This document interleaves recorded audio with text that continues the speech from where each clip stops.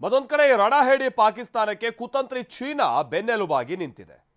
ಭಾರತ ಪಾಕ್ ಯುದ್ಧದ ಸಂದರ್ಭದಲ್ಲಿ ಪಾಕ್ಗೆ ಶಸ್ತ್ರಾಸ್ತ್ರ ಪೂರೈಸಿ ಕಳ್ಳಾಟ ಆಡಿದ್ದ ಚೀನಾದ ಕುತಂತ್ರ ಬುದ್ಧಿ ಇದೀಗ ಬಯಲಾಗ್ತಾ ಇದೆ. ಇದಕ್ಕೆ ಸಂಬಂಧಪಟ್ಟ ಹಾಗೆ ಸುಮಾರು 10 ಸಾಕ್ಷ್ಯಗಳು ಕೂಡ ಸಿಕ್ಕಿದೆ.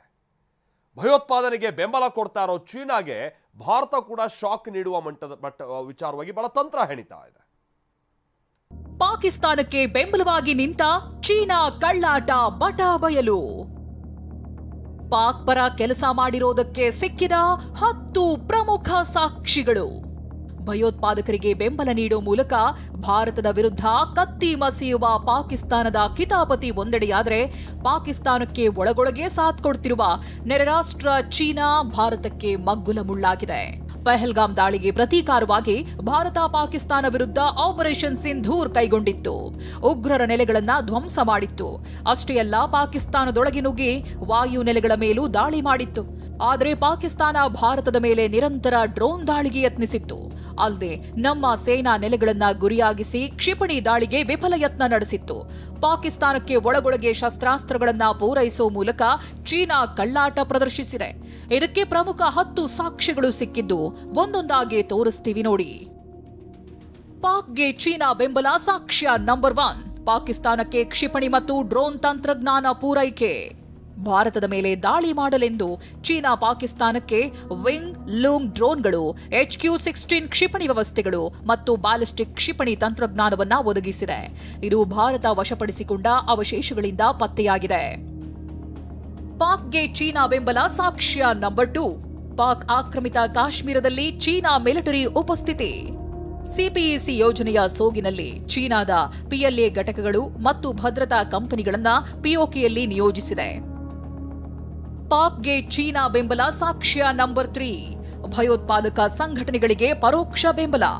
ಇನ್ನು ಜೈಷ್ ಎ ಮೊಹಮ್ಮದ್ ಮತ್ತು ಲಷ್ಕರ್ನಂತಹ ಸಂಘಟನೆಗಳ ಭಯೋತ್ಪಾದಕರು, ಉದಾಹರಣೆಗೆ ಮಸೂದ್ ಅಜರ್ನಂತಹ ಉಗ್ರರನ್ನ ವಿಶ್ವಸಂಸ್ಥೆಯಿಂದ ಜಾಗತಿಕ ಭಯೋತ್ಪಾದಕರೆಂದು ಘೋಷಿಸಲು ಭಾರತ ಒತ್ತಾಯಿಸಿತ್ತು.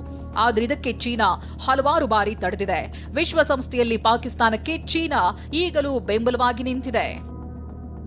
ಪಾಕ್ಗೆ ಚೀನಾ ಬೆಂಬಲ ಸಾಕ್ಷ್ಯ ನಂಬರ್ 4. ಚೀನಾ ಪಾಕಿಸ್ತಾನ ಕಾರ್ಯತಂತ್ರದ ಮೈತ್ರಿ.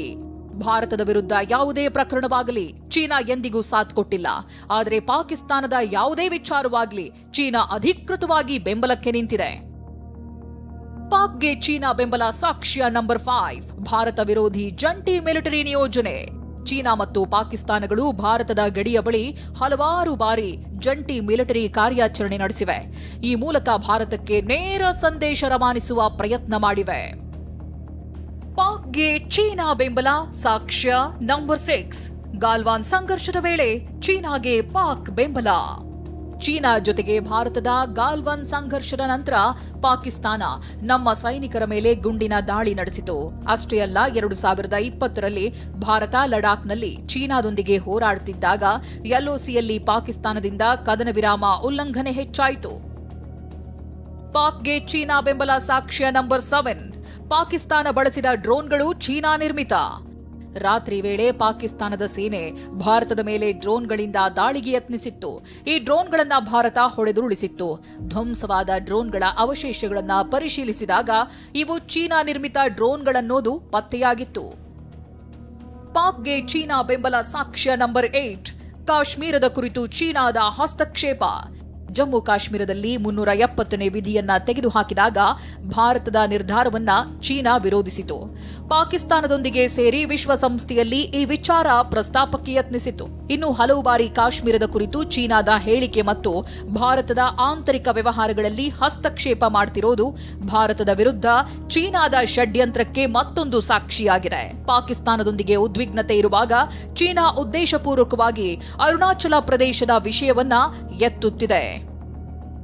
ಪಾಕ್ಗೆ ಚೀನಾ ಬೆಂಬಲ ಸಾಕ್ಷ್ಯ ನಂಬರ್ 9.